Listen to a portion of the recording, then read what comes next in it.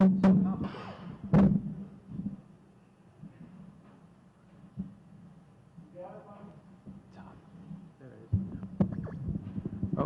everybody can hear that? Very good. We're on. We're live. With that, I'd like to call this meeting to order. Ask you all to stand. So I'm going to do the Pledge of Allegiance. And Mr. Timniak, if you lead us in the pledge. I pledge allegiance to the flag of the United States of America and to the republic for which it stands, one nation, under God, indivisible, with liberty and justice for all. Thank you.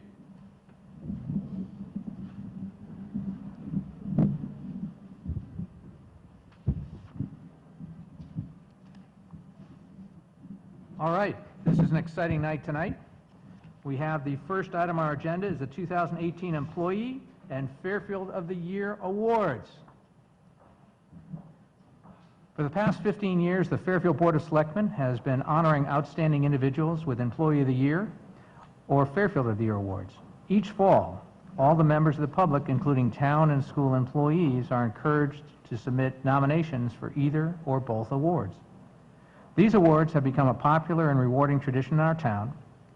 They give the Fairfield community an opportunity to highlight the many wonderful and devoted residents and employees who go above and beyond to serve our town and are the backbone of our town. I want to thank everyone who submitted a nomination this year. Our town is very fortunate to have such high caliber and dedicated people. And now for the Employee of the Year. The primary criteria for this award are service and job performance that go beyond the daily work of the individual and benefits the community and town government. Additional criteria includes, but is not limited to, performance excellence, reliability, dependability, initiative, integrity, judgment, cooperation, and spirit, outstanding public service, and unique contributions to improve government services. The Selectmen and I are very pleased to announce this year's winner of the Employee of the Year Award is our Fairfield Department of Public Works automotive operator, Earl Marshall.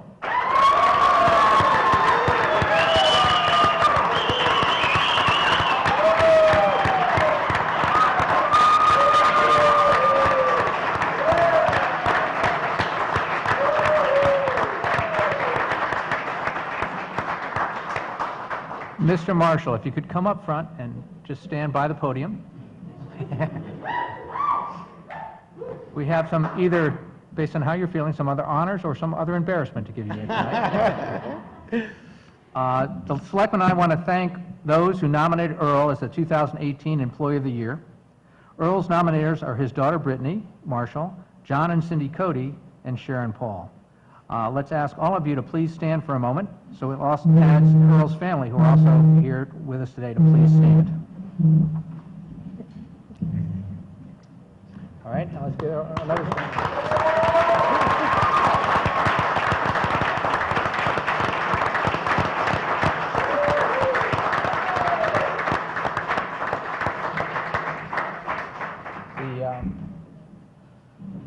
all right, first off, Brittany, did you want to come up and say a few words?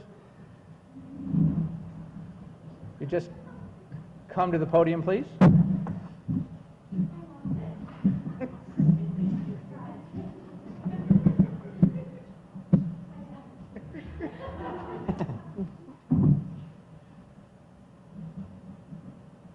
Okay, I'm going to read this, so you have to be on that side. It's awkward. So I wanted to read you my letter. So, to whom it may concern, I am proud and excited to nominate my father, Earl Marshall Jr., for the Employee of the Year Award. My father has worked for the town of Fairfield for over 30 years. He has worked in multiple capacities throughout the town. When I was younger, my father worked for the Department of Public Works. I remember how excited I would be to see him in his big orange truck after my mother would pick me up from school. Many of my favorite memories are when my sisters and I would visit my dad at work for Bring Your Daughter to Work Day. We had so much fun riding in the trucks, learning about the machinery. We got to try out some of it. I didn't write that, but that's true. And spending the day with my dad at work. I often think back on the events hosted by the DPW for our family, and I have very fond memories of that time. My father also worked at Smith Richardson Golf Course. My father was never a golfer, but we all learned a lot about golf while he was working there. He would call me and tell me about the trees he had to clean up after the storms, how the grass is supposed to be cut on the course, and the golf pros that were trying to convince him to start playing golf. My dad took such pride in the course and very much enjoyed his time working there. After working at the golf course, my dad was asked to move back to the DPW. I think he was a bit disappointed because he loved his routine at the course, but I knew how much he enjoyed working on the roads in Fairfield because he got to see and talk to more people during the day. He loves doing what he can to make the Fairfield residents comfortable and happy. He would take the initiative and go the extra mile for them. He was telling me in the spring his crew had to block off a road in order to fix some parts of the road that the neighbors were very unhappy about. Needless to say, they were also unhappy that their driveways were blocked. My dad said one woman came out and was a bit aggressive when she was talking to them, but once my dad explained the situation and described how he would make sure she was taken care of, they would try to get their work done quickly. The next day she brought him out some coffee and offered to get them donuts. I think this speaks a lot to who you are as a person and how much you care and try to take care of everyone.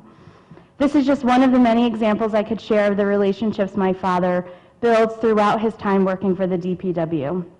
My father is also a dedicated employee and friend. Not only has he built great relationships with the residents in Fairfield, but also has a reputation with his coworkers to be reliable and dependable. My dad is going to be retiring from the town in January after 31 years of service.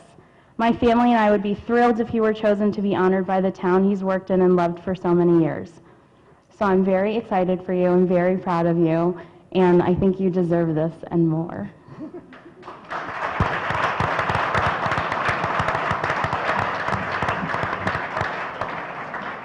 All right, Brittany, thank you. And I believe John Cody has a few words to say.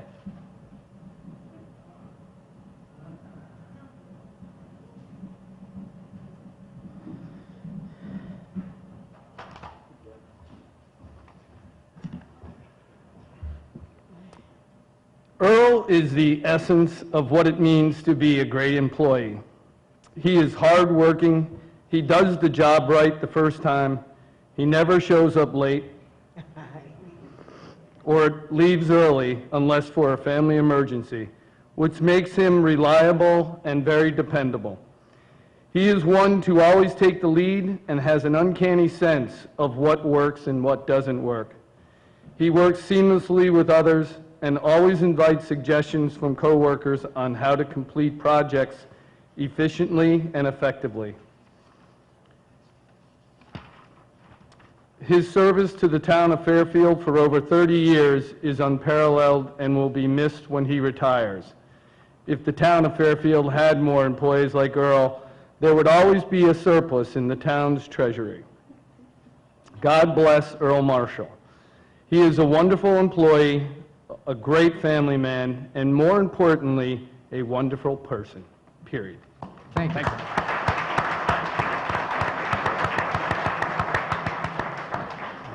And I believe Golf Superintendent Peter Grace and DPW Director Joe Michelangelo would like to add a few words.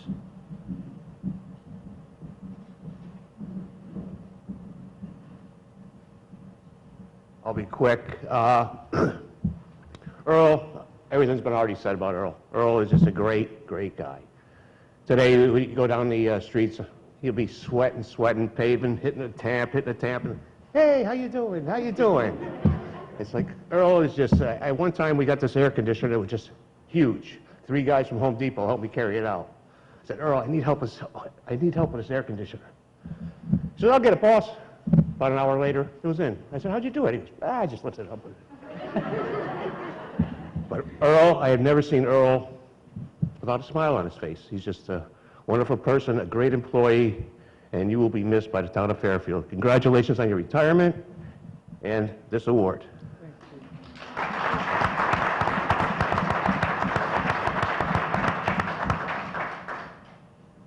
Also, I'd like to say a few words about Earl. And a constant theme in my notes, one of the things is his ever-present smile and his strength. The guys always talk about him, guys 30 years younger tell the tales, oh, Earl carried this across the parking lot, he lifted that. So the legend of Earl will continue for many years in public works lore. His daughter referred to it, but after several decades in public works, Earl went to the golf course, Smith Richardson Golf Course, for about 5 years. He enjoyed it very much. And then due to a reorganization, he moved back to Public Works. So not exactly what he envisioned, another set of coworkers, another set of supervisors, but Earl he took one for the team, total team player, never complained a day about it, and continued on his job. About a year and a half ago, Public Works suffered the death of one of our younger employees at the garage there. And as an organization, we're struggling how to deal with it. And impressed me, Earl's presence, his dignity, his demeanor, helped us make sense of the whole situation and deal with it as best we can. And on a last note, I think Mr. Bartley was former Employee of the Year, and so was Ed Bowman, Bill Hurley, and before them, Terry Dunn and a guy, Charlie Savoy. So we're proud that the Employee of the Year award is back in Public Works, and wish Earl many happy years of retirement and congratulations.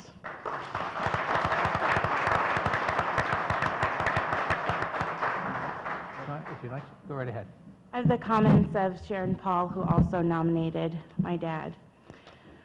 Earl Marshall, 100 things come to mind when I hear that name. Husband, father, son, brother, and friend. I met Earl about 30 years ago. Little did I know he and his family would become my family and vice versa. I could tell you a lot of stories about Earl and his kindness, but if you know him, you'll already know about some of them.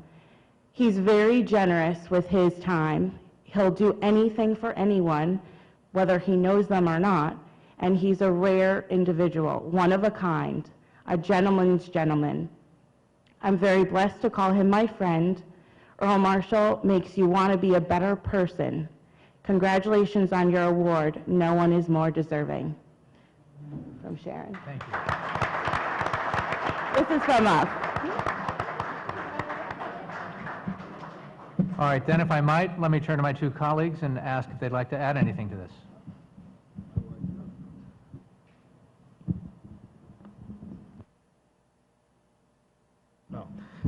I want to say congratulations, Earl.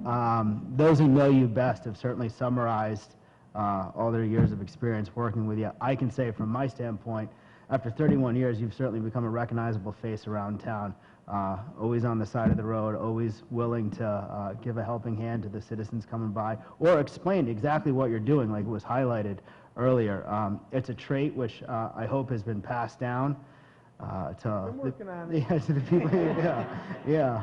Well, we live in a society now where everybody's on their phones and going back and forth. So the smile, the interaction, that's what I love to see, and that came through in the nomination forms we got for you. I would say to Joe Michelangelo, it's not a competition between whether Public Works gets one, but congratulations, you got another one.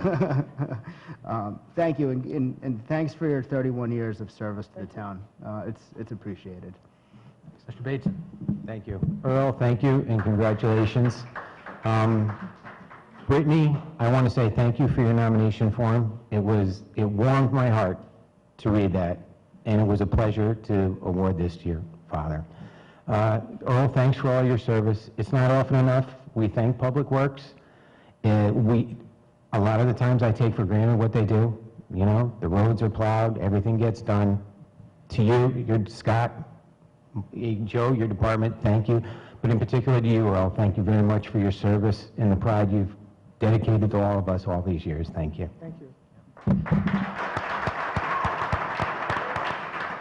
Well, Earl, don't go away yet. I'd like to add a few comments, and then we have something else for you. So, first of all, I concur with what my colleague said. You know, it's great when we get a chance to recognize somebody for doing that job over so many years. I mean, I once heard a definition of excellence, which was termed basically providing consistently top service day after day after day. And if that's the deal, you've been an excellent employee, but you've provided excellent service to the town throughout that. And certainly in this job, you realize more than anywhere else, I think, that it's really a team effort. And it really does take everybody doing their job, and it takes everybody setting an example for how to do that. So I want to thank you for that. We are going to miss you, but thank you for 30 years. That's I don't know how to say that. However, in honor of all that, in honor of your award, we do have something special. Come on up, gentlemen, let's go up.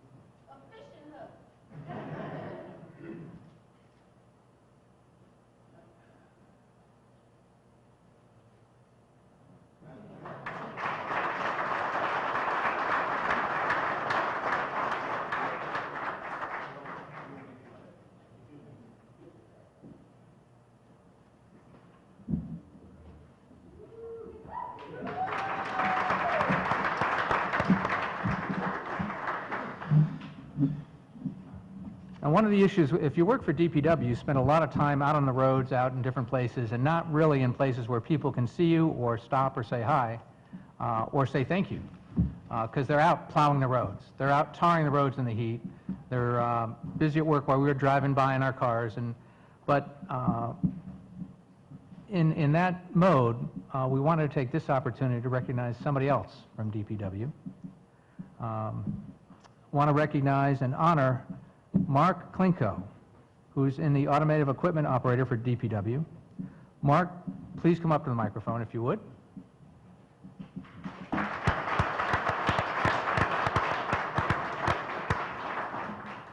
And it just seemed appropriate to honor Mark, who's worked for our town for 45 years.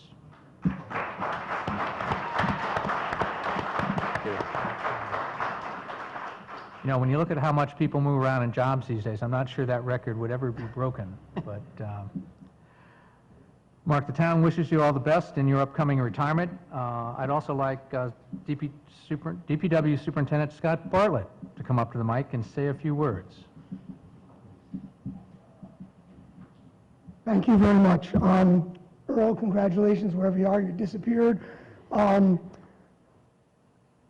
Almost 8 decades is going out the door.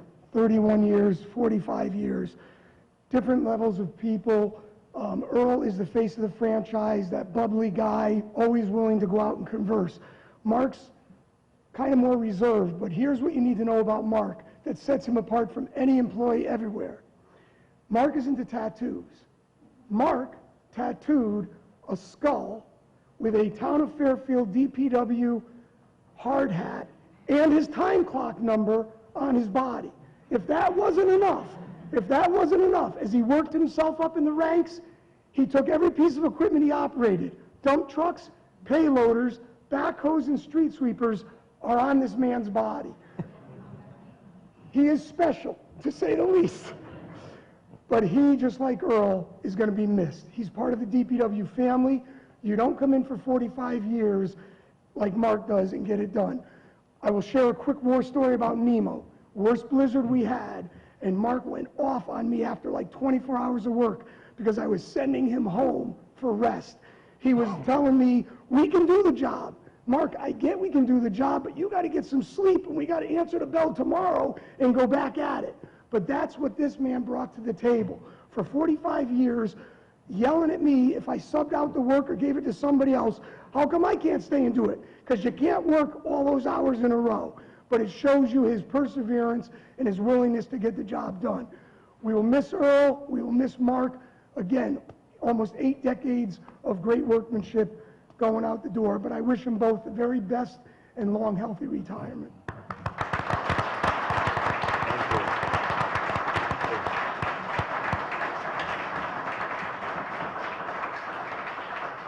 All right, and would my colleagues like to add anything? Thank you, Mark, for your years of service. Very much appreciated. The residents of Fairfield appreciate the work you've done for the last 4.5 decades. Yeah, Mark, thanks a lot. I appreciate it. I like the artwork from what we can see of it. That's true dedication. We're going to miss all your service, buddy. Thank you, and enjoy your retirement. And I concur with all that, and thank you. And I got to believe there's a TV show in your future with that kind of art. I mean, Mark, thank you again, and all the best in your retirement.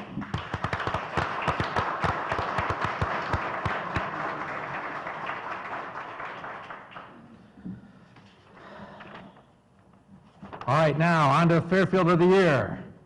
The primary award criteria for this award are personal time, energy, and talent of service to the residents and the town of Fairfield. This award criteria includes, but is not limited to, outstanding volunteer commitment that benefits an individual, group, or the entire community, unique achievements that benefit our community, a model citizen who reflects the positive values of the town of Fairfield, exceptional personal qualities including, but not limited to, leadership, initiative, reliability and dependability, integrity, cooperation, and spirit. And now, the board is pleased to announce the 2018 Fairfield of the Year Award winner is Mary Hogue.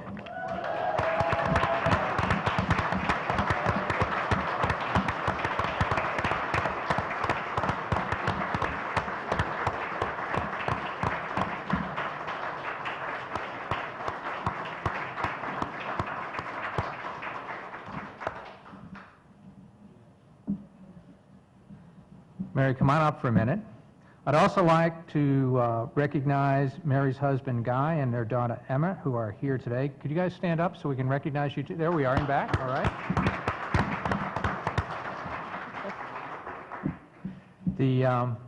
I also want to thank all the people who nominated Mary. They are Kathy Braun, Tom Coral, Joseph File, Alyssa Israel, Herb Lankuhler, David McMahon, Nicole Nuttall, Ken Placco, Jan Reber, Christina Resinowski, Carrie Rulo, Joy Shaw, and Jeff Stedman, along with Betty Gabriel.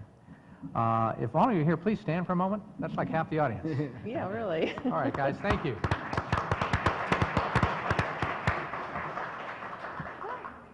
I'd now like to ask Misty Byer, Jan Reber, and Joy Shaw to come up to the microphone and say a few words.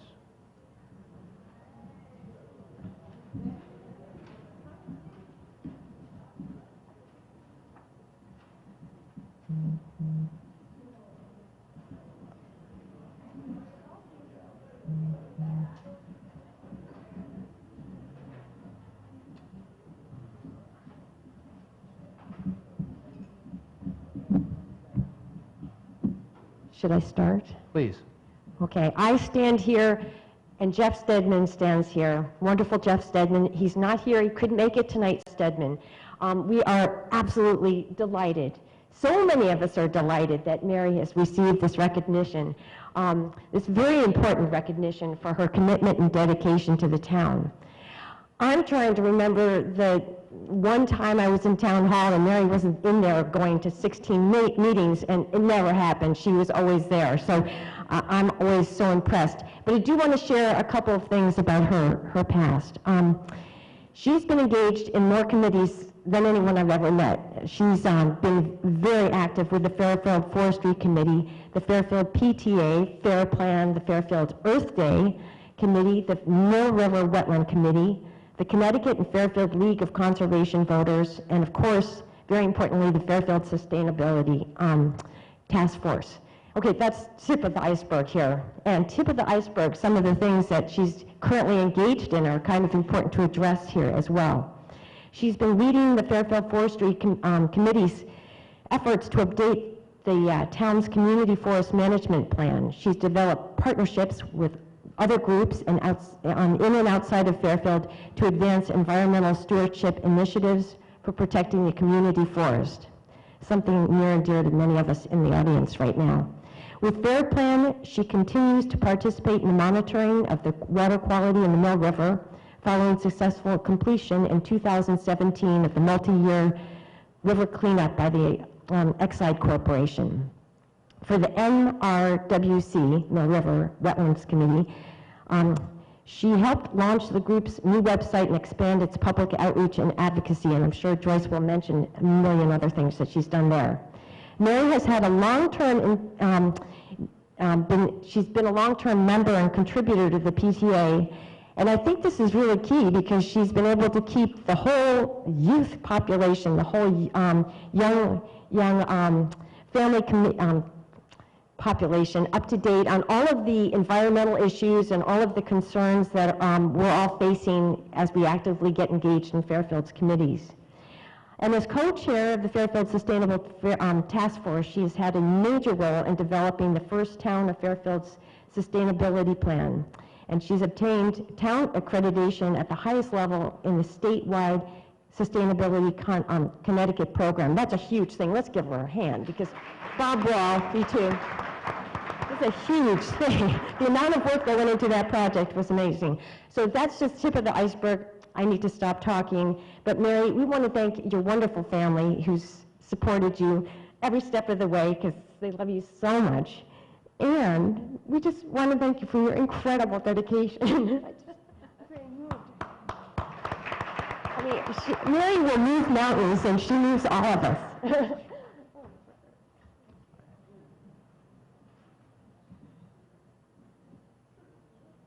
Women first. I'm Joy Shaw, and I have a few words. I just want you all to know how honored I am to be allowed to present Mary Holt for this enormously well-deserved recognition. I doubt that anyone knowing her thinks of her as a powerhouse, but that is truly what she is, in the most gentle, considerate, and gracious ways. We are greatly blessed in this town of Fairfield to have Mary, with her carefully sought background of preparation to help individuals and communities manage soundly. A master gardener, composter, and naturalist with certification in project management, she is devoted to enabling and strengthening everyone and anyone's efforts to make sustainable choices and manage all town projects sustainably. That means processing in ways that maintain and, where possible, nourish the health of the environment, as well as making a profit wherever possible. As a member of the Sustainable Fairfield Task Force, Mary helped develop the first ever sustainable plan for Fairfield, presented to the town last January. Subsequently appointed by the task force with fellow member Bob Wall to obtain state sustainable accreditation for the town, she spent hours interviewing hundreds of staff and directors of various divisions of town management and government, such as fire, zoning, flood and erosion, RTM, library, etc., you name it. This was the process of collecting documentation of all their sustainable practices in place or in process of development. Mary and Bob compiled 560 points of Town of Fairfield documented sustainable practices. Only 400 were necessary for accreditation. Excuse me, lost my place. Don't see that well. Let me see. The report also had to document the ways Fairfield sustainable practices support equitable management of the town assets, and how the town uses its means, including cost savings from sustainable practices, to support community needs such as for seniors or handicapped persons.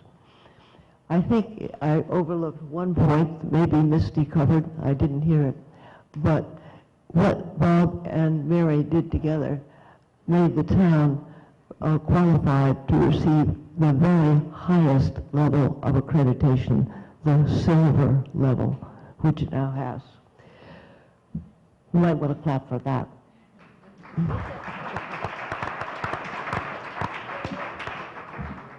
Mary also co-founded a Sustainable Fairfield County networking group to get other communities to work collaboratively on sustainability programs.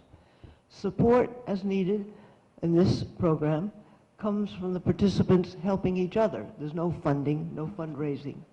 The possibility of collaboration increasing their capacities to develop sustainable practices stirred their enthusiasm, and 14 of the 23 towns represented have joined the program, and support is growing as people hear of the program and want to help their town or their county. Mary also captained the 4th annual electric vehicle showcase at Fairfield Ward High School, the biggest event of its kind in Connecticut, with electric cars, motorcycles, bicycles, boats, and a new hands-on activities to help people understand the environmental need for this kind of choice.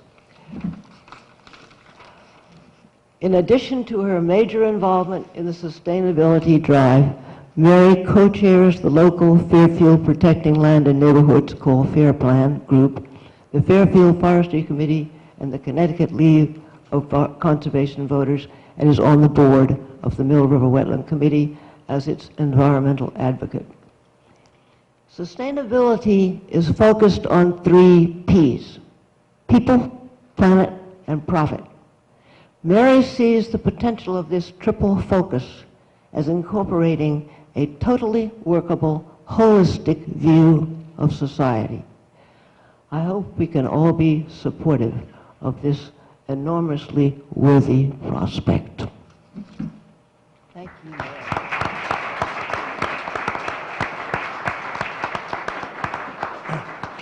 I'll be very brief. I think really all you need to know about Mary is that when I just walked up and said congratulations to her, she said, "Hey, did you draft the Aquarian letter yet?" She never stops working.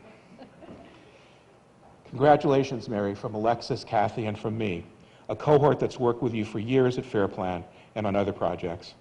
We're among the ones who check our emails in the morning and find directions from you on articles to read, websites to review, issues to discuss, meetings we should attend, and projects we should be working on. It seems like you spend half the night preparing instructions for your network of colleagues. Our town has and will continue to benefit far into the future from your dedication, your hard work, and your leadership skills. You've been an outstanding leader at Fair Plan in all its work to help the town maintain and preserve its natural bounty, as well as aiding neighborhoods with contentious zoning issues. You and Fair Plan were instrumental in the long and successful process to clean up Mill River at the Exide site. Let's not forget the behind-the-scenes efforts you make, spending hours on research, planning, writing reports, networking, diplomacy, and of course, endless emails. People often see your picture in the media, but they don't realize all the work that went into the projects that bring you to their attention. You certainly deserve this award. We'd like to supplement it with something a bit less prestigious that recognizes your personal commitment to sustainability that we see in so many facets of your personal life, from your compost license plate to your goal of raising the best educated and most environmentally conscious chickens in Fairfield at your home. Here, Mary, is a basket of Peeps.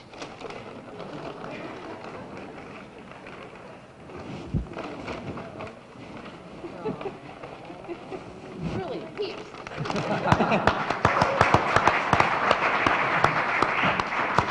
Thank you for all you've done and continue to do for the betterment of our community.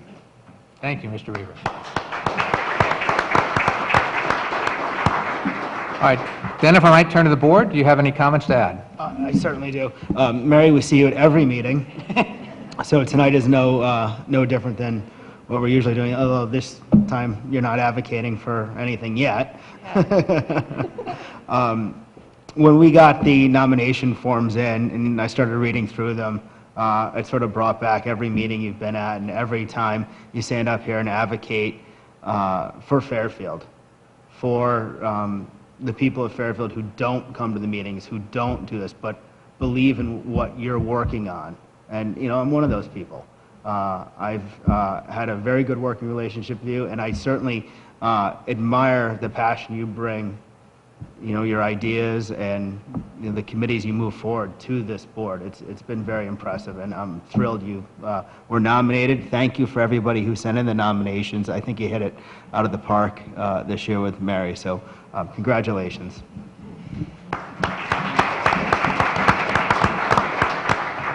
Mr. Bateson. Mary, thank you. It was a no-brainer, this decision. It really was. And to all of us that have been kicking around in politics for years, we've seen Mary year after year, advocating for her causes, and quite frankly, it's effective. Because you bring certain points of view that often I don't hear. And when you bring them to the table, your dedication, your advocacy, it sways opinion, and it's effective. And I want to thank you, and I'm sure all your people out there that have supported you throughout the years need to know that it works. Yeah. So thanks, and to all the people that nominated you, it was a pleasure to read them, and Mary, thanks for everything you've done for us.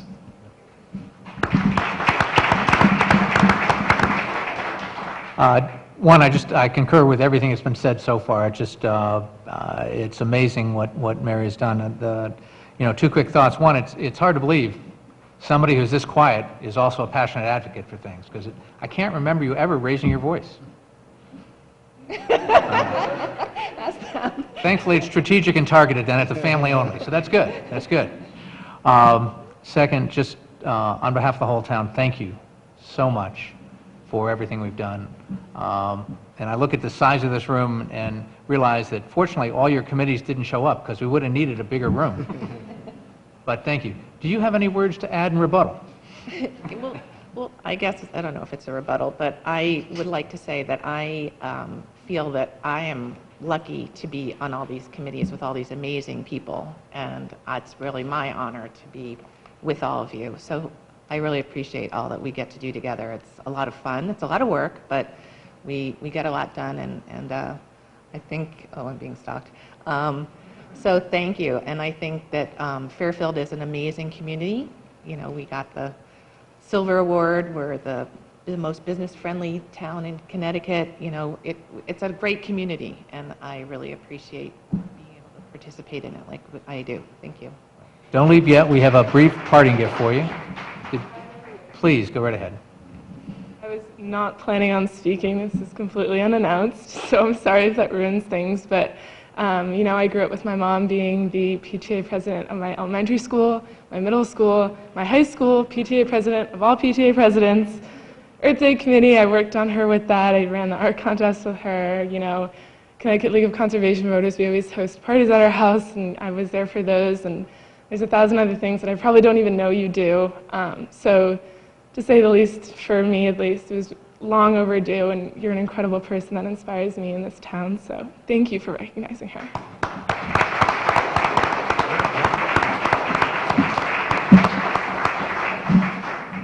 There you go. Go along with your peeps. I think they'll fall.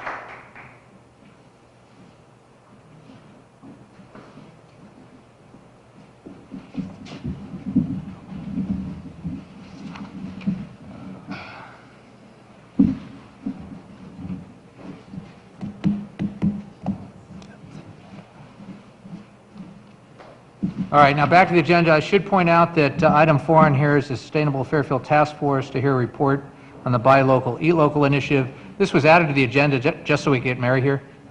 But Mary, if you wanted to take, no, you enjoy yourself back there. We'll get updates later.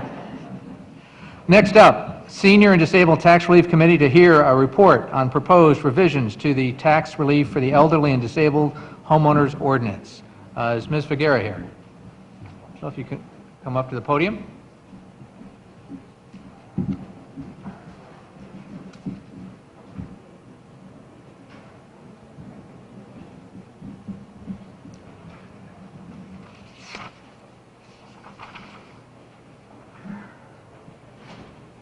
Hi, my name is Jill Vergara. I am a representative for District 7 in Fairfield, and I'm also the chair of the Senior and Disabled Tax Relief Committee. I'm here to make a presentation for the proposals that we've made to improve the Senior and Disabled Tax Relief Ordinance. Thank you so much to the Board of Selectmen for fitting this in. I know that you've had a full agenda today, and it's a busy season, and we really appreciate you hearing this. I also wanted to let you know that we welcome any comments or questions offline.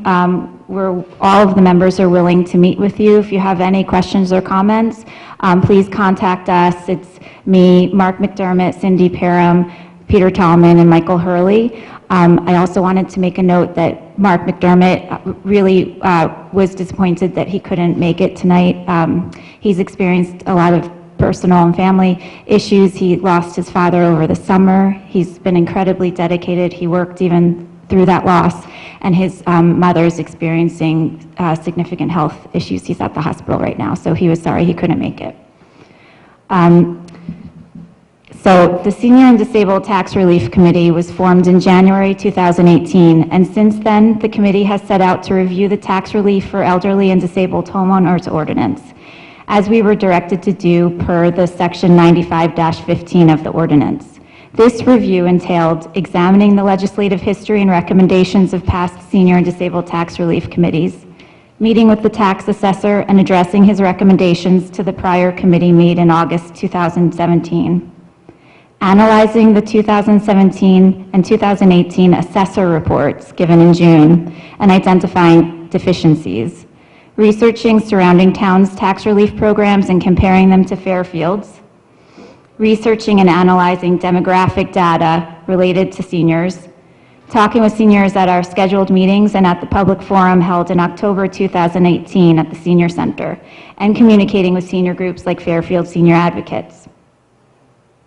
The stated purpose of the town's tax relief ordinance is, and has been since 1982, to assist elderly homeowners with a portion of the costs of property taxation. And our goal as a committee has been very simple: to help as many Fairfield seniors with their taxes as possible. That goal is completely in line with the ordinance's purpose of helping seniors with property taxation. There are many reasons why the town has chosen to assist seniors with property tax since 1982, and those reasons have changed somewhat over the years. Helping those in need has been a factor. An acknowledgement of the importance of seniors to the culture and history of our town is also a factor.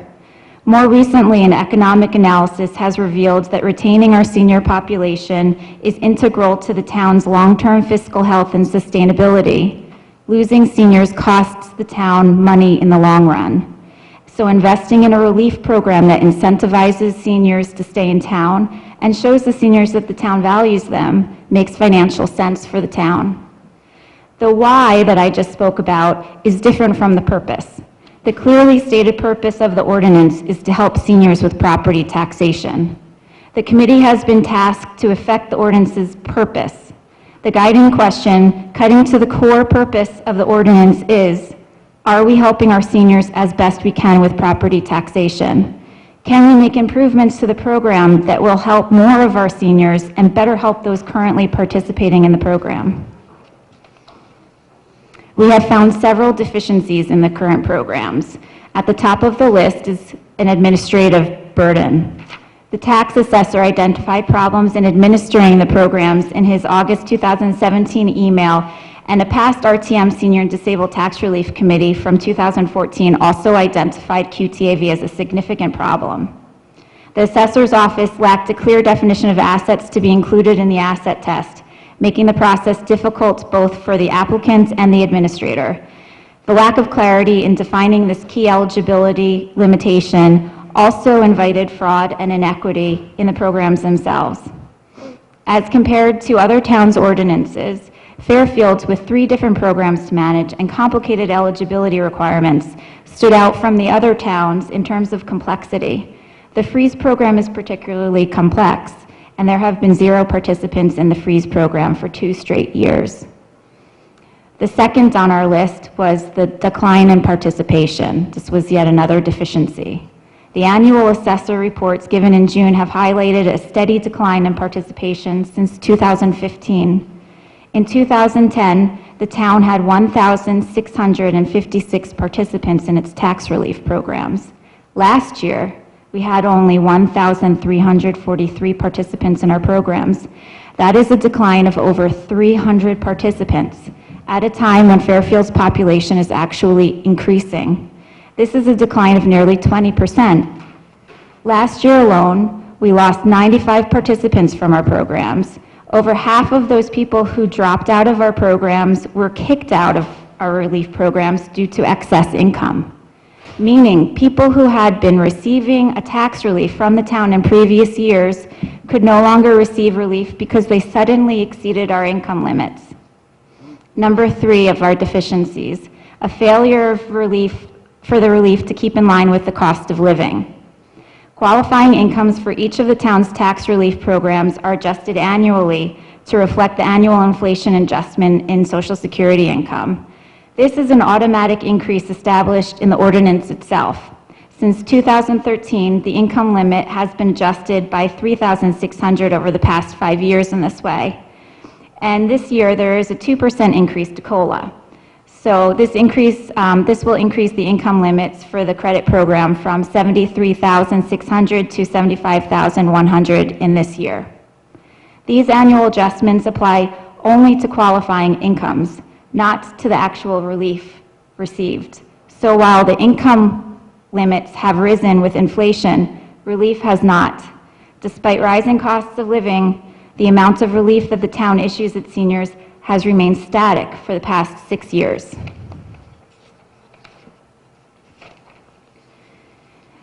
We formulated revisions to the ordinance to address these deficiencies that our review revealed. We are proposing to, number 1, eliminate QTAV and eliminate the freeze program to alleviate administrative burdens. The tax assessor recommended both of these changes. Number 2, increase income limits from $73,000 to $90,000 for the credit program to address the decline in participation. The 2016 RTM committee recommended this change as well. Increase tax credit, number 3, to increase tax credit percentages for all current income brackets by 10% and increase each of the caps on relief by $500 so that the relief is more in line with current economic pressures on the town's senior and disabled homeowners. So I'd like to discuss each of these proposals in turn. For the elimination of the QTAV and replacement with an assessment limit. QTAV stands for Qualifying Total Asset Value and can be found in Section 95-8C8. No participant can have a QTAV exceeding $650,000. QTAV does not include the value of the primary residence or any personal tangible property contained within that home. But there is no further elaboration of what constitutes an asset for QTAV in our ordinance. The failure to define assets has caused problems for the tax assessor in administering the program and opens the potential for fraud. The committee looked into better defining assets to address this problem, but fully defining what constitutes an asset would just make the ordinance more complex, and the assessor would still have to have the difficult job of analyzing each applicant's total asset value. The applicant would still not know with certainty whether he or she qualifies under the stated eligibility requirements of the ordinance, so it would lack transparency. And the issue of fraud would still remain, as well as the potential cost.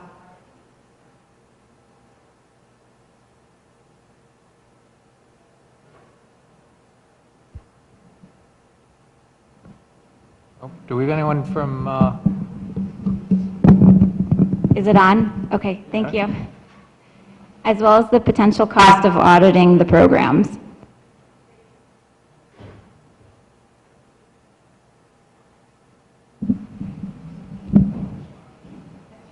can we get some AV help up here?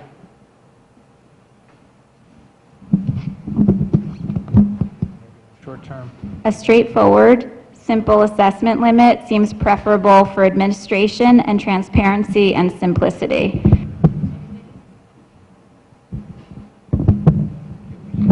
Yeah, just give her $1. Now, Jill, if you break two, you're going to have to buy them. The committee's proposed assessment limit is $750,000. Oh, I think I skipped this, I'm sorry. A straightforward, simple assessment limit seems preferable for administration and transparency and simplicity. The committee's proposed assessment limit is $750,000. Darien, Greenwich, New Canaan, Newtown, and Weston all use assessment limits. The tax assessor generated a list of 38 properties with an assessed value of over $608,000 currently in the programs. The highest assessment currently in the program is $953,000. An assessment limit set at $750,000 would require grandfathering 17 current participants. For the second part of our proposal, the elimination of the freeze program, which is in section 95-15A. For the freeze program, incomes are allowed up to $54,400. Participants are allowed to freeze taxes owed to the town at last year's tax levels. They're not responsible for any of the tax increases for the next 6 years in participating. They can only participate for 6 years and only one time in their life. The tax assessor recommended elimination of the program because there were 0 participants in 2017 and 2018. It is our least popular and most complex option. Eliminating this program will make advertising our programs more straightforward and will help to simplify our programs. Number 3, the expansion of the credit program. We've proposed to increase the income limit for the credit program from $75,100 to $90,000. This addresses the significant decline in participation, most of which is attributable to applicants and participants being over income. Last year, we had the most people disallowed due to excess income since the ordinance was revised in 2013. Before this 2013 revision, the town also saw high numbers of applicants excluded due to excess income, which actually seemed to provoke that last revision in 2013. The average income of those disallowed due to excess income this past year was $97,000, and the median income was $81,700. As for a sampling of other income limits in surrounding towns, Easton, which their ordinance was amended in 2012, has an income limit of $85,000, and that was done in 2012. Their median household income is less than Fairfield's. Wilton, which amended their ordinance in 2010, has an income limit of $81,100. Westport allows all seniors with incomes up to $100,000 to freeze taxes. Reading, which ordinance was amended in 2010, has no income limit at all. Ridgefield as well has no income limit at all, and they also did that in 2010. We believe that these comparative facts from other towns supports setting our limit at $90,000. We'd also like to increase the tax credit percentages due to each of the income brackets by 10%. And we'd like to increase the relief given to each person by $500 for all of the tax brackets for the caps placed on relief. These increases bring relief in line with the cost of living increases.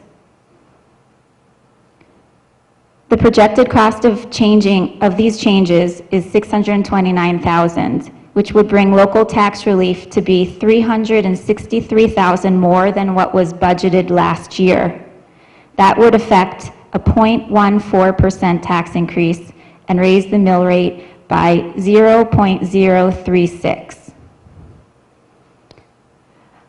The fourth proposal really stems from a recommendation from Bob Mayer, which is a reduction of the total cap on tax relief from 2.5% of total real property to 1.6%. This is a safety measure to ensure that these revisions do not produce a greater budget impact than expected. The current 2.5% cap would be about $6.5 million. Reducing it to 1.6% brings it down to $4.186 million. Last year, $3.638 million was budgeted for senior tax relief. The cap would ensure that the relief will not exceed $4.186 million. This means a $549,000 increase from last year's budget at the most. That would affect a 0.22% tax increase and raise the mill rate by 0.055. In 2015, the town budgeted $4.255 million for senior tax relief. In 2016 and 2017, the town budgeted $4.183 million for senior tax relief. The committee is merely asking that we return relief to those levels. The bottom line is we need to address the declining participation in our relief programs. We have not acted on this clear need to improve our programs for far too many years. We need to act before we lose more of our seniors and jeopardize the town's long-term sustainability. Let's show our seniors that we care and follow through on our promises to help them. Thank you. Any questions from the board?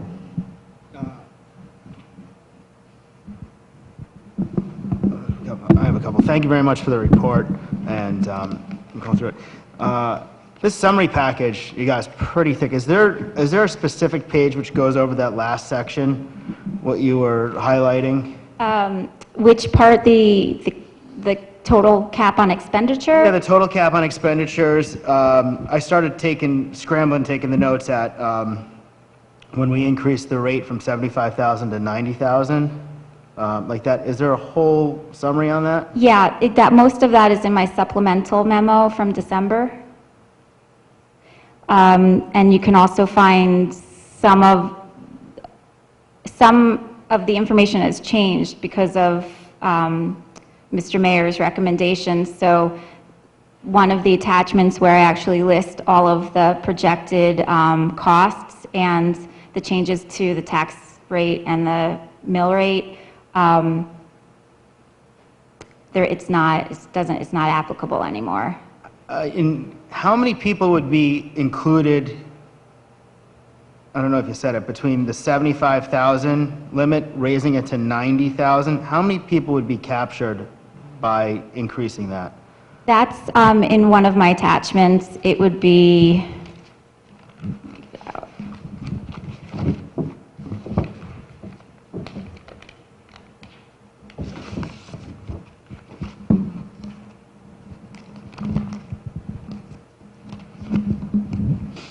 that's attachment 7, and it shows some of the demographic information that we were using to do the projections, and so you can see that there is a category of income range from 75,000 to 99 to 100,000, and it gives an estimated householder number, which would be 515 with a plus or minus of 101. So you're saying that 515 households could take advantage of that? Yes, but there's an error of 101, so we were really actually going with the higher number. I think it was, so that's 616. So increasing the limit would open it up to another 500 households with that error rate? Am I understanding that right? That's the total possible estimated number, so that doesn't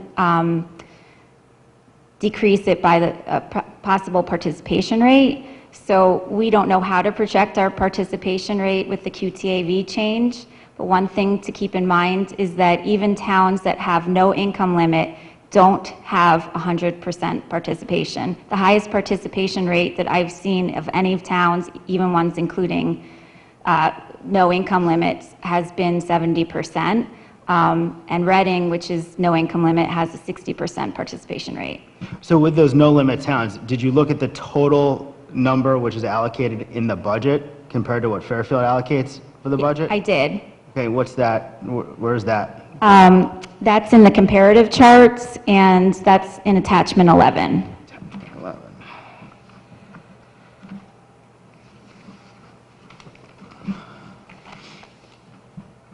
I believe Reddings was 3.5% of its total budget, and Ridgefield's was a little bit less.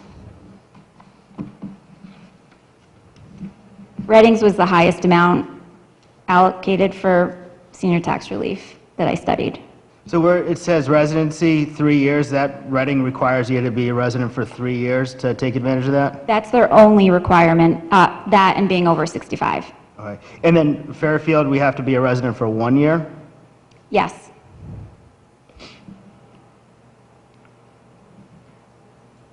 Does that seem like a short amount of time? Because if you just became a resident here, you bought a house, you bought the house knowing what the tax rate is, a year later you're applying for relief, would you buy the house if I personally think it's a smarter thing to do if we can maybe attract seniors to our town. It's a competitive thing to do. So I think that we could consider having a long-term residency benefit on top of what we offer, like Glastonbury does, but I wouldn't make an additional requirement that people participating in our programs be here for 3 years. We just made that change last year to keep it in line with the majority of towns in Connecticut. Okay.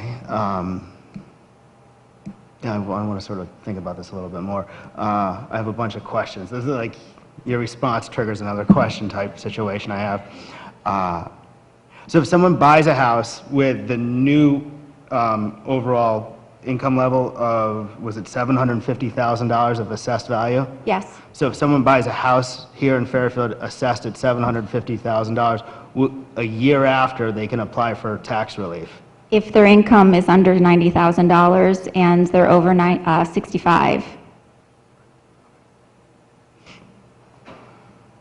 All right, let me look at some of this. Anybody else questions? Okay, very good. Mr. Bateson, do you have any?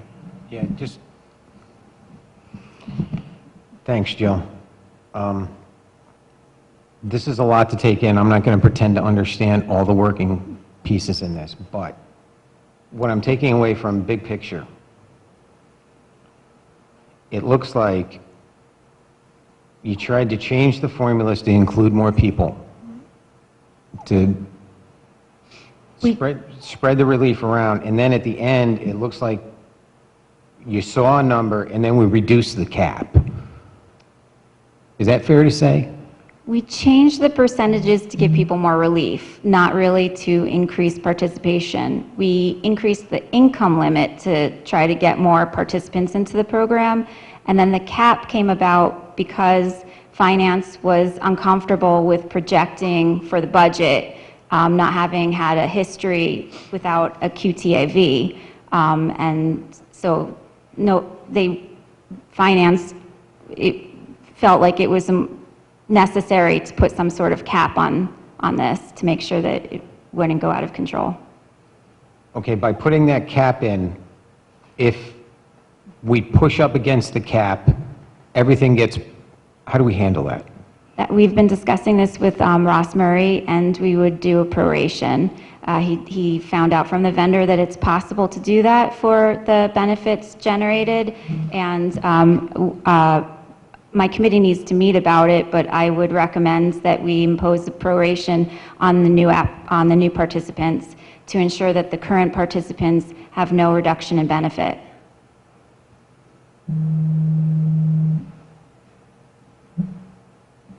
Okay. That's a lot to take in.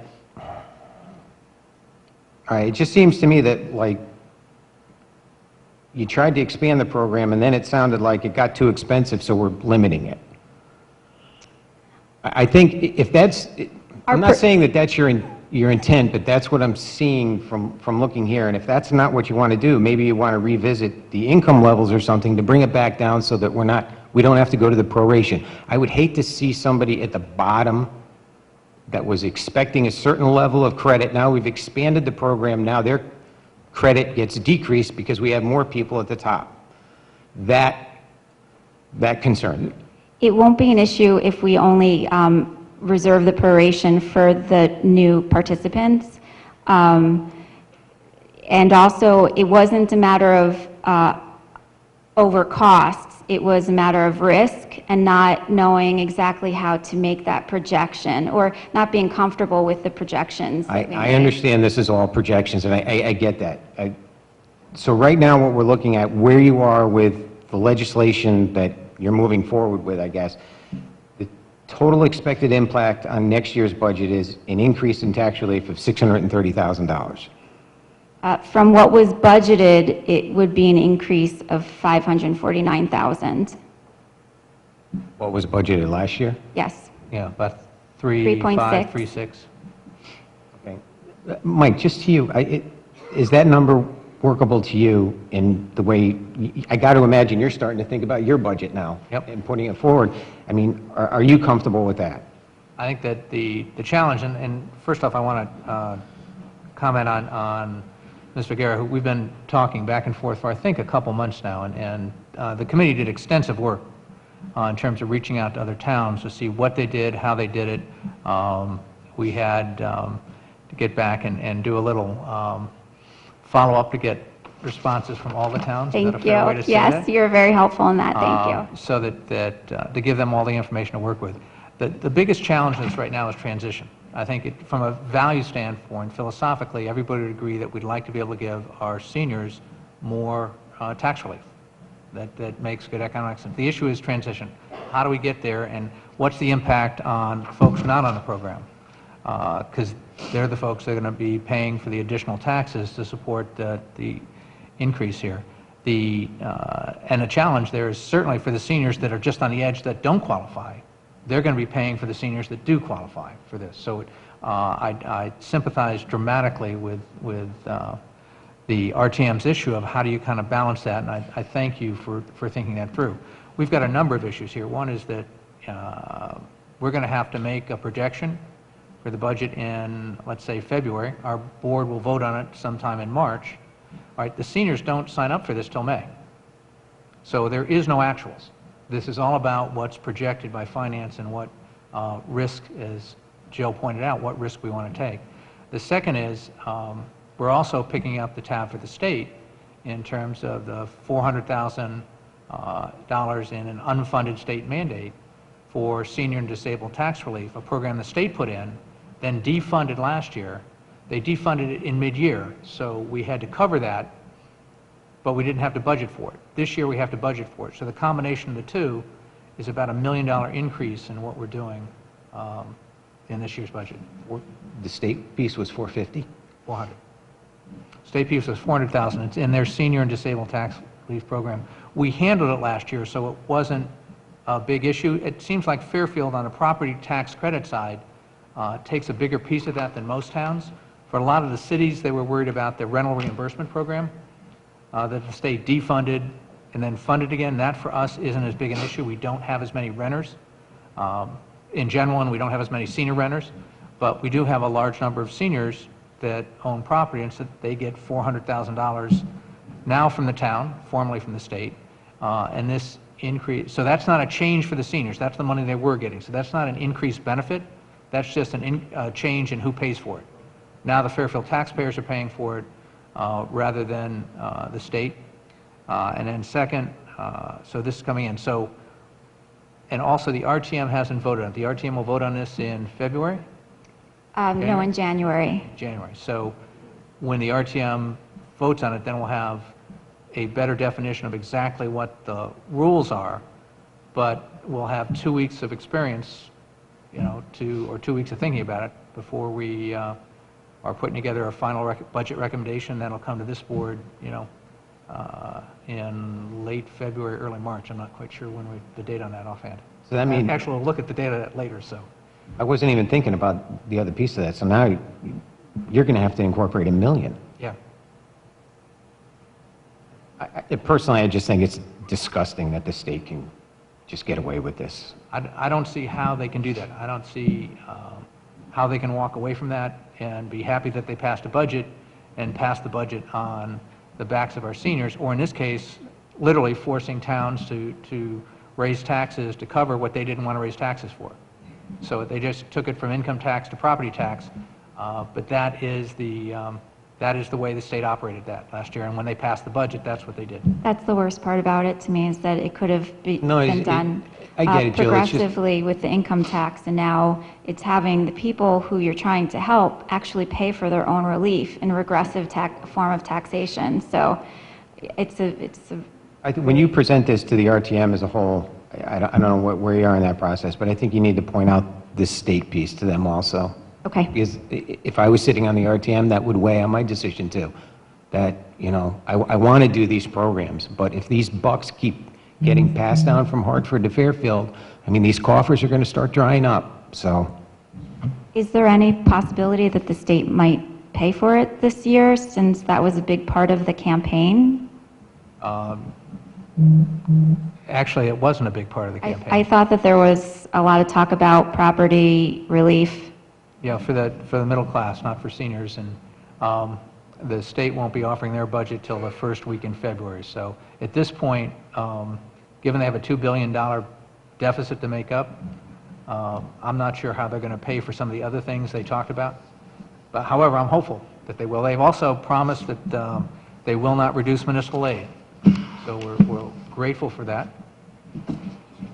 One other thing, where are you on this process? Are you still working it out, or is this? No, this is is it? the language being submitted, and it was approved by LNA. So I've gone before the RTM once, and now I have to do another committee meeting in January.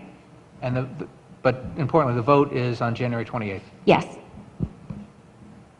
The RTM was nice enough to, and her committee agreed to come before both the Board of Selectmen and then the Board of Finance to fill us in on what this is going to be. Because when they vote on January 28th, this will be an ordinance. So this will be part of the fixed cost. Once it's voted on, this will not change. Any adjustments we have to make will come to other line items in the budget. Hey, Bob Mayers here. Just quick, Bob, obviously you've been working with Ms. Vergara here, and I saw that we reduced the cap. Are you happy that this number, this projection, you're confident that we're not going to go past that? Yeah, that's the whole purpose of the cap. One other comment, though. I believe that the $400,000 was actually $385,000 state payment is in the 19 budget. I think they created that change in spring of 17, so it didn't get into the 18 budget, but it's in the current 19 budget. So the increase would be, the maximum increase based upon the cap is about $700,000, which is about a quarter point, 25 basis points on the tax. Is that conflicting information? So we are getting the money, or we aren't getting the money Sounds from the like state? I think it's in our budget. We're not getting the money, but it's in our budget. Whose budget is it? It's in our In budget? our budget, we pay for it. The one from last year? The current year's budget. So we have, We allocated the revenue, excuse me, we did not include any revenue from the state for the state payment for the state senior tax relief program For fiscal for fiscal year 2019, 2019, the one we're in. for the one we're in. okay. So that will not be a budget adjustment by itself. The only budget adjustment is the change in the town's program. But still, to your point, you're still looking at the million. Yeah, I'm looking at 2020. We don't know what the state's going to do with that yet because they haven't done that budget. This is the classic case where we have to make our budget recommendations. Mine's in February. Our board will vote in March. The state makes up their mind in May in terms of what they're giving us and what programs they include or don't. So we're basically going to go on some sort of projection in terms of what we see. That's normally, there are minor changes in the state budget. The last 3 years, there have been major changes in the state budget, so this has caused major problems. So not only our town, but every town in the state in terms of trying to guess what the state will or won't provide. And there's a whole series of programs, and many towns are in worse shape than we are in that, but it definitely impacts us to a great degree, too. But the program itself is not going to, that state program is statutory. Correct. It's just a matter of, they used to pay for it, now they're sending us the bill. It's an unfunded mandate. Gotcha. Right, so the impact of this change and the impact of the state change combined is a quarter of a point, 25 basis points. Actually, I think it's 23.5 basis points on the tax rate. Mayor, thank you.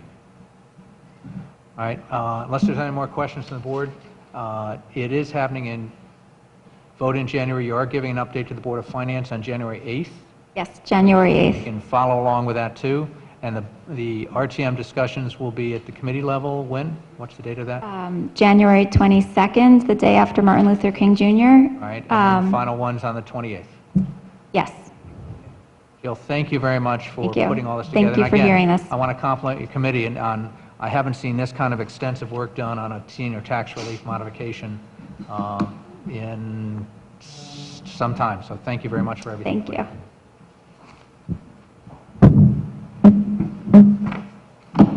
All right, next up, a report from the town librarian and director of public works to hear a report on the drainage and repairs to the main library, our Thanksgiving Day surprise.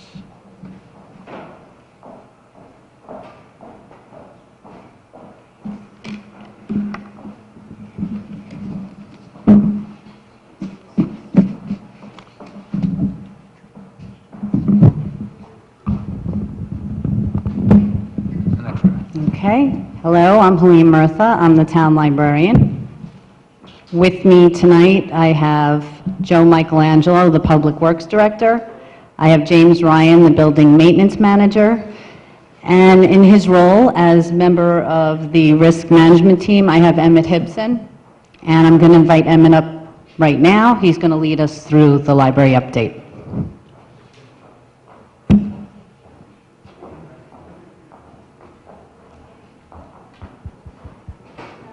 Good evening. Emmett Hibson, normally Human Resources Director. Today, I guess I'm the Risk Manager. Going over the main library damage mitigation and repair summary for it.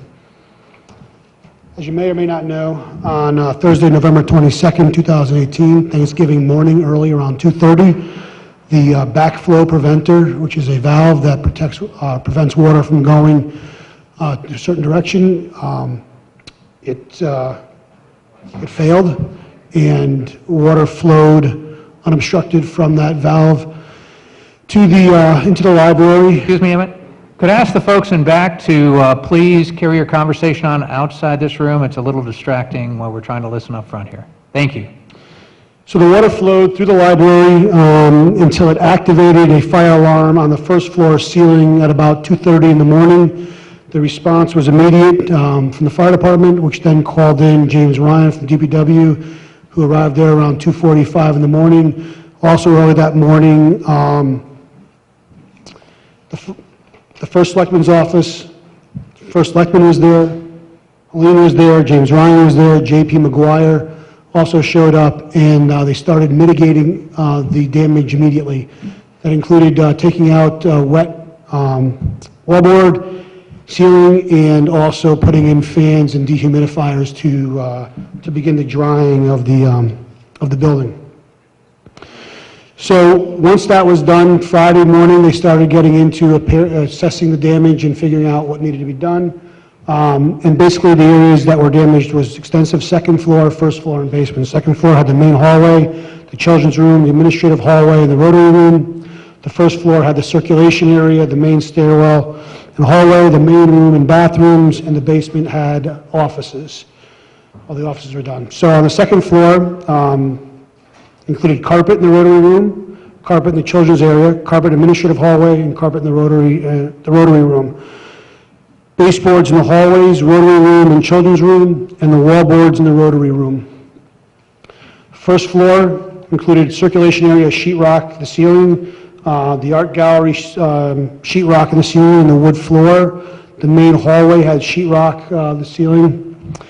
Tile grouting in the bathroom, baseboards in the main room, main carpet, and main room wallboard.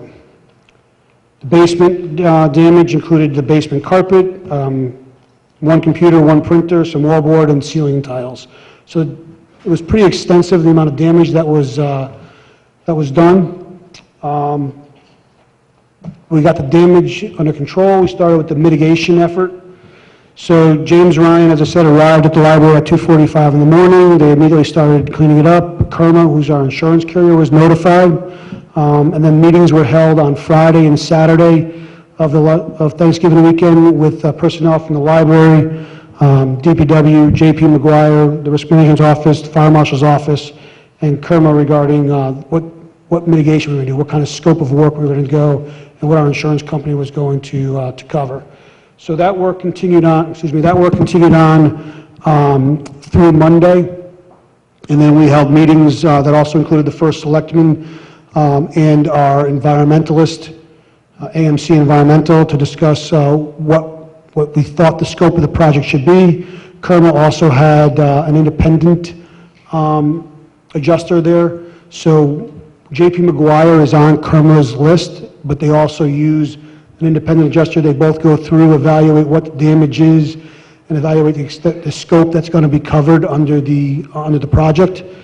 In our case, the scope that was agreed upon, both JP McGuire and KERMA had the same scope, so there was no issue there. So KERMA allowed us to get started right away. So the scope that is going to be done at the library, and that has actually already started, is they're going to replace the flooring outside the main hallway, the first floor bathroom. They're going to regrout the first floor bathroom. They're going to replace damaged section of the circulation desktop, replace desk supports in the tech, replace ceiling tiles in the tech, replace wood flooring outside elevator on the second floor and art gallery, replace light fixtures in the main hallway, tech area, and the gallery.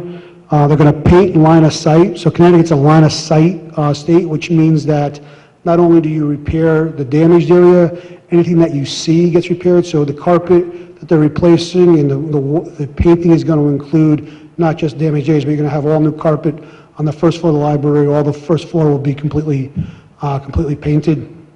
They're going to replace carpeting, again, line of sight, as I said, and adult reference area, hallways, little farm, children's department, the tech, rotary room, and art gallery. So, as I said, we already started repair, as KERMA did accept the scope of work. KERMA did, JP McGuire is a KERMA authorized vendor, which is why we used them. Started December 13th. So far, we've completed, by the way, we meet on Thursdays with a team at the library, go over what's happening as far as the repair, and then we update Mike either Monday or Tuesday. So what I'm giving you is the status as of last Thursday, which was December 13th. At that time, all the drywall had been torn out and replaced. So all the ceilings that were drywall, the ceiling in the basement is soundproof tile, so that has not been replaced yet. But the ceiling, all the drywall ceilings and drywall walls have been replaced. And we did have all the books and periodicals moved out of the way so that we can start replacing the carpet and the painting. Painting was to begin on December 17th. I'm assuming that began. Carpet tile was starting to be installed on December 17th. Basement, I'll find out the update tomorrow. Basement flooring was to be performed between December 15th and December 17th, so that should be completed now. Basement ceiling tiles, again, those are soundproofing tiles. They're expensive tiles. They're due to arrive before Christmas, so those should be here shortly. Ceramic tile for the hallway. We're replacing some of the carpet areas outside the bathrooms with some ceramic tile there so that you don't have to worry about any water damage. That should be in December 27th. Children's library carpet is supposed to be shipped sometime after January 1st, and we're hoping to have all this completed and the library open on January 31st. Project cost, there's been some questions about that. As I said, KERMA has agreed to the scope, so we don't have complete costs yet on all the material because it depends on what gets ordered and what the cost is going to be for that, but they've projected the cost to be about $500,000. The town has a $100,000 deductible. So for property damage, we have a $100,000 deductible. Everything they've said so far is in the scope. So all the repair work should be covered. The preventative measures that's going to be taken, we're going to replace the backflow preventer, obviously. We're going to replace all rubber parts on the 3-inch main backflow preventer in the basement. So the preventer that failed is the one that actually leads to the cooling unit. So we've actually obviously turned that off for the winter. So it was actually street pressure water that's going up to that. So that's why there was so much damage here. This was a faucet-type leak. This was street pressure coming directly into the library. They're going to replace the pressure-reducing valve in the basement.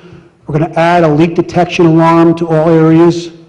We're going to install matching charcoal slate floor tile outside the main bathrooms on the ground floor, and we're going to install vinyl wood flooring in basement office areas. It was all carpet, and all that needed to be ripped up. So, Do you have anything on the dates for the library? When does January it open? January 31st, we look to open. I thought I had said that, but if I did not, I apologize. So yeah, we're looking to open on January 31st. The biggest part, one of the reasons why it's taking so long is because, as I said, it is line of sight. So they do have to move all the books. They do have to then replace all the carpet. They do have to then paint all the walls so that they all match. The carpet has been selected. It should be in, or should be starting to be installed already. Any questions from the board? Mr. Bateson? Yeah. Thanks, Emmett. Yes, sir. J.P. McGuire, who are they? They're a vending company that DPW uses to go in and do damage work. Do they work for us or Kerma? So we hire them. They are on Kerma's approved vendor list, but they work for us directly. Okay. Do we have an insurance adjuster here or somebody that we're using, independent? Kerma has the insurance adjuster. J.P. McGuire is the person that we're using to go in, do the scope of work evaluation, and to price it out. Okay. And what caused this? Do we know? The backflow preventer. So I said it was Backflow preventer up in the third floor failed. yeah, and the ceiling of the second floor going to the third floor. So our air conditioning unit is up on the ceiling. I mean, James Ryan can probably answer better than I can, or correct me if I'm wrong. But the unit goes up through the closet in the second floor storage area. There's a backflow preventer there. The street water pressure going directly to that backflow preventer. One of the valves on that failed, and just the water started flowing. Okay, what do we, the only thing that concerns me about this going forward, the basement, that's a workspace. That is a workspace. It got wet. Going forward, do we have to do any kind of monitoring so we don't, is that something we should ask Kermit, say, hey, look, we want to do indoor?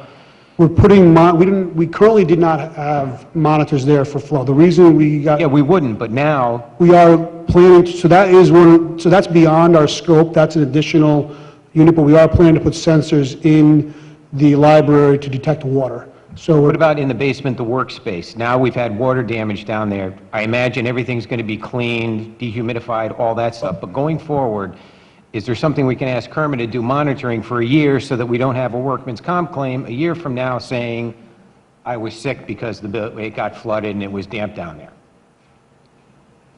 Is that something we can ask Kermit to look into? You know, I'm just trying to cover our bases. I understand your question. Is it included in our discussion right now? Only the leak detection, added leak detection is what we've been discussing. I don't know what, we're removing the carpet and we're going with another route, a vinyl wood floor, if that makes any sense, but basically a vinyl floor that looks like wood to avoid the next flood, to hold moisture, so we would catch that. So then also we're changing the ceiling tile to not hold moisture. It's going to be a different type of ceiling tile. So there's a couple of preventive measures that he spoke about briefly, but basically that's the point. That's the reason why is to, but as far as more monitoring, we're going to have leak detectors. We have leak detectors in our boiler room, which is in the basement, and then we are adding in other locations where we see. I think you guys, next time you sit down with Kermit, I think you should be an advocate for like, look, we understand you're cleaning up the damage, but we want to make sure that the workspace down there is safe in a healthy environment. I think that's something you should stress to Kermit. I don't know, I'm just saying, they're our insurance company. We should sit here and say, we want to make the building safe in the basement, because there's...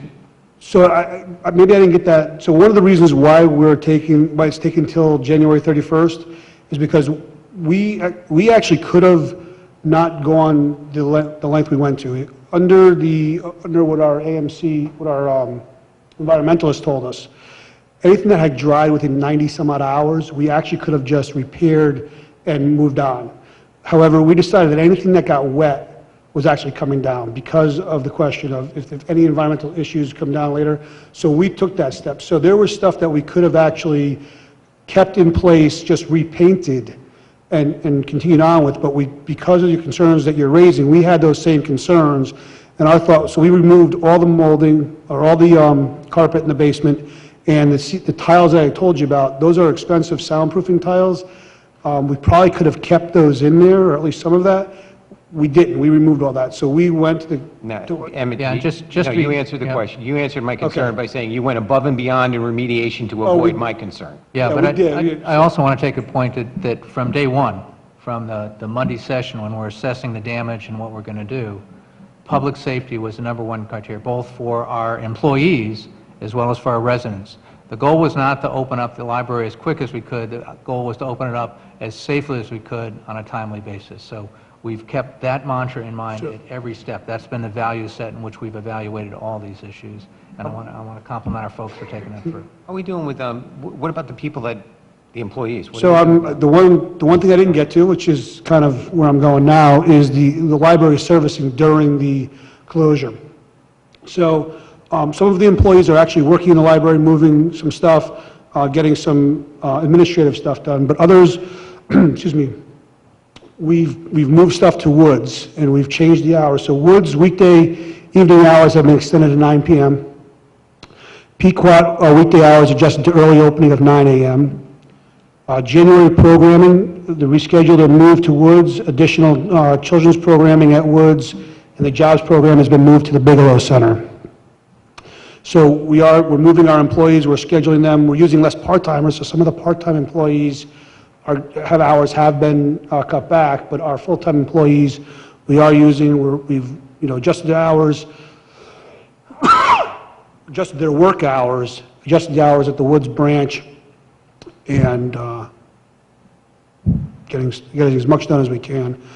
I want to touch back on 1 minute about the employees, and I think it's important to get this across, is that when we met on that first Monday after Thanksgiving, we had the fire marshal there, we had the environmentalist there, and I forget who else, we had a couple other people there, but we were discussing how soon we can get the building open.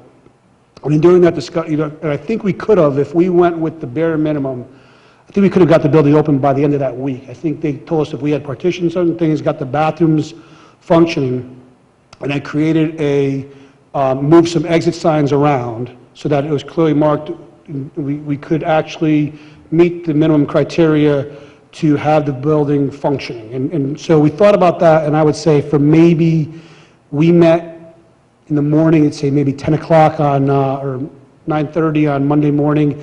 By the time we met with Mike at 5:30 that night, I think we had all come to the conclusion that that was just not a workable plan. It didn't make much sense. We did brief Mike on it, and I think everyone at that table felt the best thing to do was to go through, remediate all the problems that were there, take our time and get it done right so that down the road we didn't have any work issues or any issues with individuals coming back to work in the building. So that is one of the reasons why it is taking so long. We did decide to do and deal with every possible concern that could have arisen from this damage. And quite frankly, our insurance company was very good about saying, if that's the way you want to go, it's all part of the scope of work, and so you can go either route. So I do think the team should be credited on that we did take that into consideration, and that was a thought process. So by 5:30 on Friday, that was... Any more? Yeah, just one more. Go ahead. Emmett, when it comes to payroll, I mean, I have a commercial policy. If something happens to my business, payroll's covered. Is that the case here with Kerma? I mean, I imagine are we paying them, or are they on furlough? Are they getting So the part-time employees are essentially, they're furloughed, right? Whoever is not working does not get paid. No, full-time if there's... Full-timers, we're actually, the way we're staffed, we actually have the ability to use all our full-time. We don't have anyone we just moved their hours and covered shifts that were being covered with part-timers with full-time employees. So Kerma's not going to be picking up any payroll? No.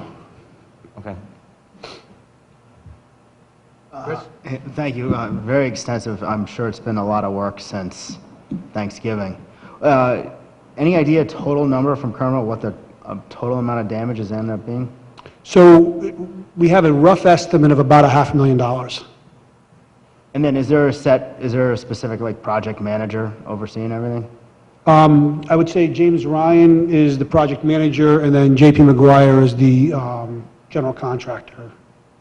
Correct, there's two, the remediation portion of it was held by one project manager from JP McGuire, and then now the reconstruction is another project manager from JP McGuire. And to answer your question before, they are like a remediation and reconstruction company that respond to, This is their business. this is their business, is what they do. I'm all set, thanks. All right, any other questions from the board? All right, anything else you have to say? No, all right, thank you very much for the update. Thank you. And good luck with the restoration. All right, next up, to hear a report on the town's response to December 25th Rooster River watershed flooding. Mr. Michelangelo. Thank you. So as most of you recall, on September 25th, we had a severe flash flood in Fairfield. Hit around 3 o'clock, and it came down within several hours, and we figured the peak was probably about 5 o'clock. We had a town meeting here that night at about 7:30, and even though the code red went out to stay off the road, by 7:30 the roads were pretty much drivable and everything cleared out. But between 3 and 5 or 6 o'clock there was some severe damage in town. So naturally that night the PD, the fire department, public works were all out in the roads clearing it. Quite a bit of car damage on our roads. So one of the first things we did that morning is, we knew the damages on the town road, but to try to get a sense of what else happened in town. People aren't going to call us up and say, my car got damaged or my basement got damaged. So we did quite a bit of outreach between fire, police, public works, health department, for selectmen. We literally canvassed the neighborhoods to try to get a sense of where the damages were, to pinpoint them. And what we found is that although we had issues all over town, the Rooster River area, which includes all of Stratfield, Tunxus Hill, was the part that got more extensive flooding than some of the other areas in town. So quite a bit of property damage to our roads, some backup of our drainage system. So as far as a engineering point of view, we did some, besides the reconnaissance, did some further evaluation on our storm drainage system, cataloged the damage, see where the issues were. The Rooster River watershed, and there's a bunch of slides there, but I'll give a quick overview. Rooster River watershed is in those parts of Fairfield, but it also includes the western part of Bridgeport. So basically, from Main Street in Bridgeport to the Fairfield line, comes to Fairfield. The portion of Trumbull beneath Canoe Brook, which includes the Westfield Mall, also drains into the Rooster River and comes to Fairfield. So because that's a highly dense suburban urbanized area, not only do we get a great percentage of runoff, there's very little infiltration in the area there. Not only do we get a large percentage of water coming at us, it comes all at once too. So the fact that the peak of the storm came 2 hours after the rain started was quite surprising. Mentioned the rain. So with the intensity data there, the National Weather Service gives us 24-hour reports, and some of the data there shows that there was upwards of 6 and 7 inches per hour over a 24-hour period. But we know that not only, it says 24 hours, but it was concentrated within 3 or 4 hours. So it was more intense than even those graph shows. So because of the issues with, it's a Fairfield issue, but Bridgeport and Trumbull also had flooding issues, and that comes into Fairfield. So we did meet with both of those communities, the public works staff. First Selectmen, I believe, had the upper level conversations with the CEOs in both towns to collectively try to address our issues. In addition to that, since the initial reconnaissance and game planning, I mentioned in our survey, a couple areas that were the hardest hit was the area of across from Owen Fish Park, which includes Bennett, Bond, Lillian. Those streets over there had severe flooding issues. We had a community-wide meeting with them on November 29th. Similarly, another area that was hit hard was Lynbrook Drive. We had a community meeting with those residents on December 13th. So a lot of and one more effort we are also doing. One of the things we found is that, where our water courses, the Rooster River, behind the Board of Ed, turns into sort of a tidal flatlands there. So in our reconnaissance, one of the things we saw is that after everything washed downstream, with several felled trees along the Rooster River behind the BOE property there, every one of those felled trees act as a dam that caught a lot of debris and has some water backed up over there. So collectively, between the City of Bridgeport, Town of Fairfield, Mountain Grove Cemetery, we're removing from the Bridgeport side. We entered into a memorandum MOU with those two organizations. So collectively, we're doing selective removal of trees and the debris which has clogged that area there. So some of the locals have told me that, once upon a time you could get in a kayak at Route 1, Kings Highway, North Street, and take it all the way to the I-95 underpass. So you can't do that by any sense of the imagination today, just because of years of trees falling and it's an unmaintained area there. So that was an area that we see some benefit, and we jumped right on that project between the three towns, something that we're able to do out of operating expenses. Total cost of Fairfield will be under $20,000, but we think it's something that will benefit and get the water moving in that area there. So on a larger picture, from how do we address this issue, a couple things we've identified. So, I mentioned the density of the land and the way it comes. Well, we're not going to significantly change any of our communities. So one of the areas that we're targeting is detention, storage of water. Where could we hold water in selected areas so it doesn't all come rushing down on 5 o'clock on a Tuesday afternoon? So when you look at the map from a 30,000-foot level, there's limited areas where we could have potential for storage, but we have identified areas like Tungus Hill Park. There's an area behind Stratfield School, which was once considered a potential fire department location, Owen Fish Park, Fairchild Wheeler Golf Course, Woodfield Condos, and once again, this is the high-level view, Brook Lawn Country Club. Where could we possibly put in our heavily developed and suburbanized area, where could we possibly do something like that? So we think we've identified candidates where we could make to change the equation. We've enlisted an engineering firm, Milo and McBroom, to begin that process. Once again, that's covered under operating budget expense, something we can, take on as normal course of business. What we expect, if some of the 8 sites we're evaluating, if any of those do have potential to solve our problems, they will end up in a construction project that would require a future capital appropriation at some point in the future.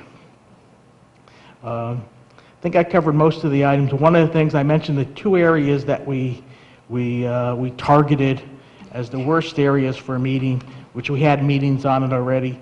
We also want to have a broader, more general watershed type meeting for the whole Rooster River watershed, and we're targeting sometime in mid-January to schedule a meeting to further discuss the issues with our residents. Any questions from the board? Mr. Basin? Yeah, quick thing. Thanks, Joe. In your opinion as an engineer, what's better? Is it better for the town to invest in retention facilities or maintenance to ensure that the water course of the river can get the water as fast as possible to Long Island Sound?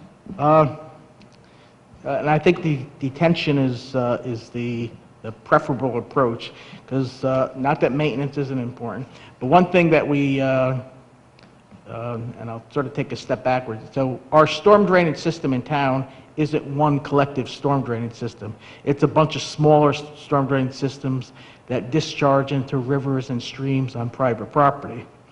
So one of the issues that we had, and you mentioned maintenance, and it won't get picked up on camera, but this is, that's a picture in the packet. Yeah, that's the picture in the packet. And that's the picture which is, I think that was on Bronson Road, just uphill from the Bondo restaurant there. And I could have taken that picture anywhere in town. So what happened when the water in our streams rose up and saw areas that it didn't see, it picked up forest litter, branches, sticks, basketballs, punch balls, watering cans into the inlets of our pipes there. So, typically when we maintain Friday's going to be a rainy day, our assignment tomorrow to our guys is clean your inlets and clean your outlets. So they'll drive their routes and they'll go to an area like that and they'll pick up all the debris within a 20-foot area there. What we don't do, and nobody does, is go 100 feet up or 200 feet or 300 feet up. So generally the rule of thumb, I said, suffices and addresses issues.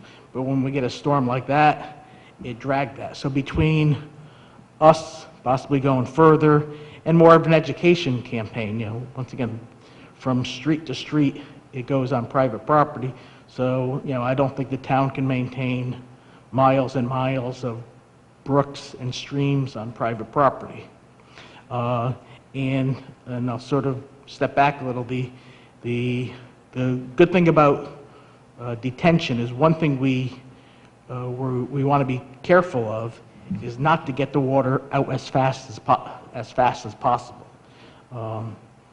In the way it's almost like a parking lot equation. If we speed all the cars out of the parking lot at one time, they'll clog our highways. So we don't necessarily want every single neighborhood to hit the Rooster River all at one time as quick as possible.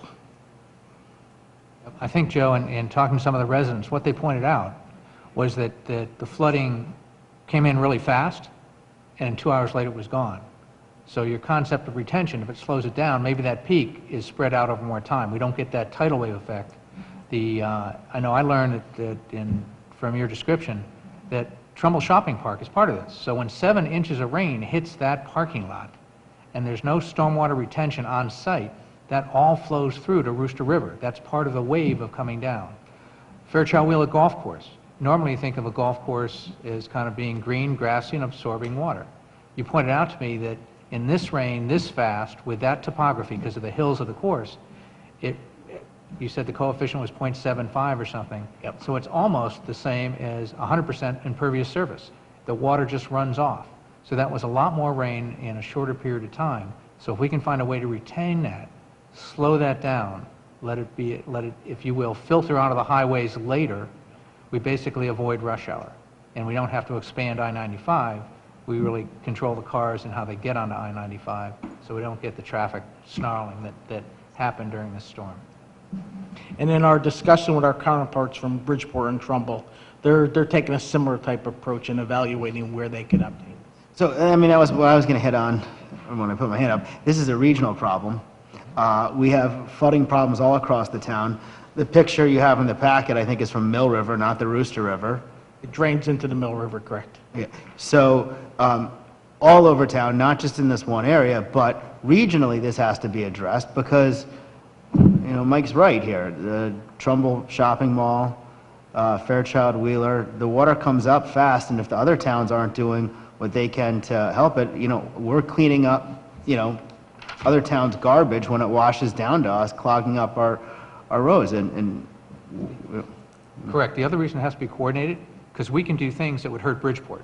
Trumbull can do things that would hurt us. So we need to do it in conjunction, and we are. I've met with the mayors of both towns. We're working together at two levels. One is to kind of do the mitigation. Some things Bridgeport has to do on their own, some things we have to do on our own, but some things like the cleanup of the river we can do together. We want to make sure we're coordinating it so we're helping each other out. And also, to the extent that it's possible, if we appeal and apply for grants at the state level, we'll do that as a region. So there'll be 3 towns doing that, not just 1 town, which should help our chances of getting that. Yeah, I wanted to go back to, I remember something before this board, I don't know, maybe it was in the last year, there was some sort of grant, or isn't there some sort of study we just started with Rooster River? I thought that was Mill River, but Wasn't Brian Carey? It was like a regional thing, wasn't it? And we were just, Yeah, Brian Carey. we were just Yeah, bonding. that was Mill River, and that was... Sounds like this Mill might River. fit nicely into that, or it's- it's 2 different things. 2 different things. That money was used and spent in one area, but we need those kind of grants on this. Yes. Okay, all right. All right, any other questions from the board? Joe, thank you for the update, and good job in terms of putting all this together. Thank you. Thank you. All right, next up, Director of Public Works. To hear, consider, and act upon the following resolution as recommended by the Director of Public Works.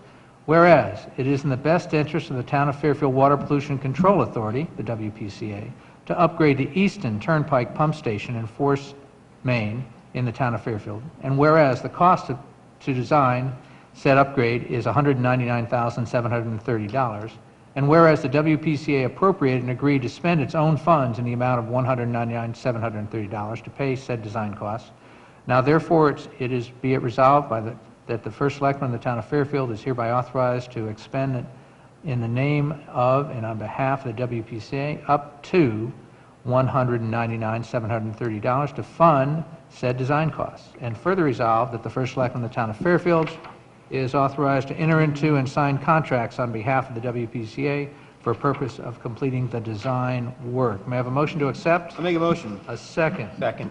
Mr. Michelangelo, can you fill us in, please? Sure.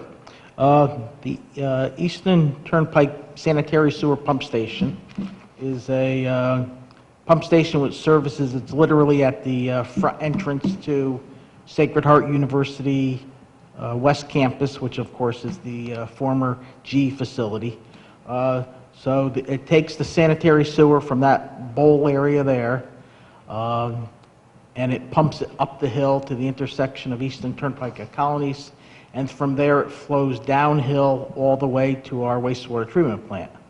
So this pump station was originally built in the very early 1970s in conjunction with the GE property, and now it services a portion of the Sacred Heart campus, the portion which they just purchased from Jewish Home, several condo units, probably around 600 or 700 existing residential homes in town.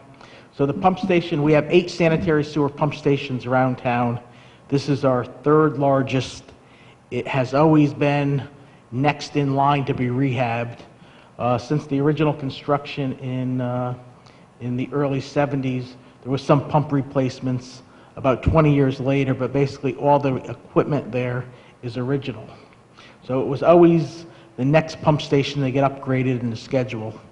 With the SHU purchasing the GE property, they had an application into the WPCA to renovate that facility for classroom uses, but one of the things we did is go over their full development plan for the West Campus there, with the thought that this pump station needs to be upgraded. We're only going to upgrade it once in the next 25 years, so we have to capture all the flow. So it was probably about a 4-month process between the Water Pollution Control Authority and SHU, the applicant, but they have committed $1 million towards this project. So the project is necessary. It'll serve the SHU and hundreds of homes, and it's projects that needed, and I think WPCA did a great job. The first part of it is the approval of the design cost, which is nearly $200,000.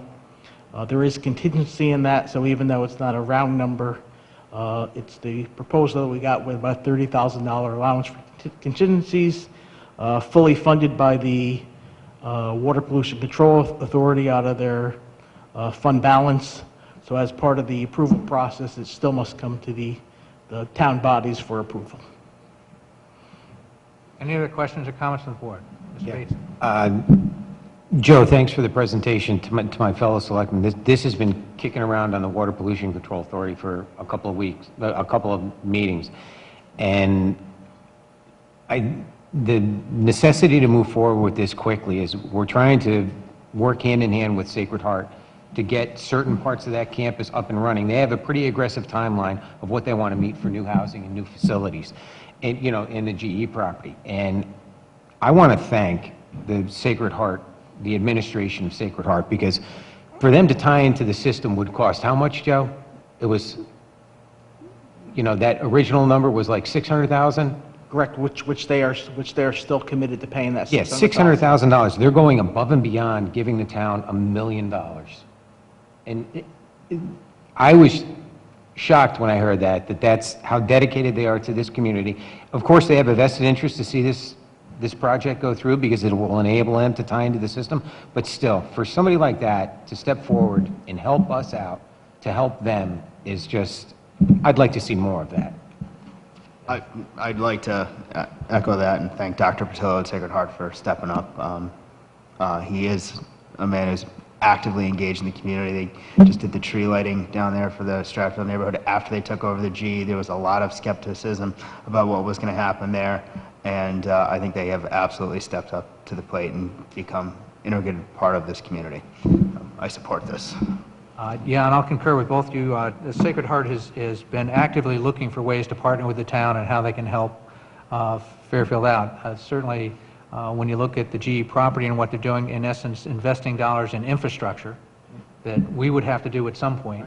And Ed, as you pointed out, was $1.6 million when you add everything up. That's phenomenal on that side. Plus, when you look at some of their plans for that, now the things they're talking about, though yet to be approved, are things like a pool, an ice rink on the GE property that the town would have access to use. And those are things that we haven't, we've wanted for years, haven't wanted to put in any neighborhoods or incur the cost, and they're basically talking about helping with that. They just had a major announcement with a co-working operation with Verizon that they're just announced this past week to basically become the equivalent of a business incubator to help our local economic development by creating jobs and companies. And so the energy, the activity that they're doing up there is coming out in droves to support our town. So I'm thrilled to have them as a partner in our community development efforts. Any further questions from the board? Ready to vote. Any comments from the public? Seeing none, all in favor? Aye. Thank you, Joe. Thank you. This has to go on to the Board of Finance and RTM for final approval. Next up, we have to approve our budget meeting dates for this board. They're sitting us before us. I'll make a motion to waive the reading of it. Okay, these were to, let's see, to approve the budget meeting dates for calendar 2019. That's a meeting, motion to waive the reading. Is there a second? Second. All in favor? Aye. Aye. So that waives the reading. Is there a motion to approve the budget meeting dates? So moved. Moved. A second? Second. All right, so the item is before us. Any comments or questions or edits? Yeah, just quickly, I mean, we're setting these dates, but this doesn't, I mean, if we get through this stuff, we don't have to hold the meetings. Right. We can do two things. We're just blocking off time to cover ourselves. Right. We need a plan. We can both finish it early, or in fact, if things happen later, we can take more time. But we have to have a plan, so we put on the calendars, so we can plan for department heads to come before us. Okay. I'm good. I'm good. All right, any comments from the public? Seeing none, back to the board. All in favor? Aye. Very good. Next up, tax collector to consider and act upon tax refunds as recommended by the tax collector in the amount of $13,864.37. May I have a motion to accept? Motion. A second? Second. All right, any changes or edits? No, I've confirmed the number's accurate. Perfect, thank you. Then all in favor? Aye. Very good. And last item is a private executive session with the town attorney pending litigation, Schichter versus the town of Fairfield. May I have a motion to go into private executive session with Attorney Lottie? Make a motion? A second? Second. All in favor? Aye. Aye, thank you.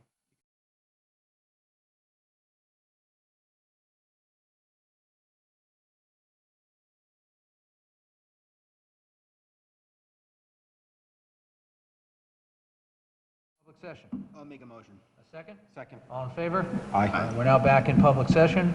Just want to comment that there were no motions made and no votes taken while we're in private executive session. May I have a motion to accept Attorney Lottie's recommendation? I'll make a motion. A second? Second. Any further discussion? All in favor? Aye. Thank you. That is the last item on our agenda. May I have a motion to adjourn? We'll wish everybody a Merry Christmas before we adjourn. And a second. Same. Merry Christmas, Happy Holidays. Merry Christmas, Happy Holidays, and Happy New Year. All in favor of adjournment? Say aye. Aye. Aye. We're done. What is that?